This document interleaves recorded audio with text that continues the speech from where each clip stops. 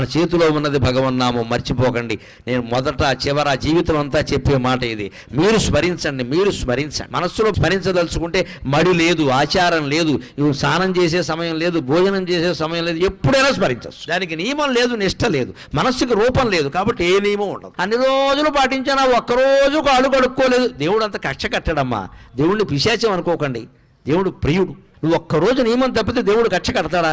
అలా అయితే దేవుడు అవుతాడా? అంతగా మనకు బాధ అనిపించింది అనుకో, అమ్మా ఏదో పొరపాటు చేశానమ్మా అని అమ్మవారి దగ్గర చెబితే క్షమించదా? ఆవిడ తల్లి అండి. భగవంతుడి దగ్గర భయం ఉండకూడదు, ఎప్పుడు హాయిగా చనువు ఉండాలి, ఒళ్ళో కూర్చునేలా ఉండాలి. గద, శంఖం, చక్రం, ఈ ఆయుధాలన్నీ వెనకాల వచ్చాయంటే నువ్వు నారాయణాయ నమః, ఓం నమో నారాయణాయ, ఓం నమః శివాయ, శ్రీమాత్రే నమః ఇలా ఏదో ఒకటి చెప్పిస్తూ ఉంటే సర్వాయుధాలు త్రిశూలం సహా నీ వెనకాల తిరుగుతూ ఉంటాయి. నీ జోలికి ఎవ్వడు రాడు, నీ ఇంటి జోలికి ఎవ్వడు రాడు, నీ భార్యా పిల్లల జోలికి ఎవ్వడు రాడు. వస్తే మటాష్, తిరుగులేదు ఇంకా.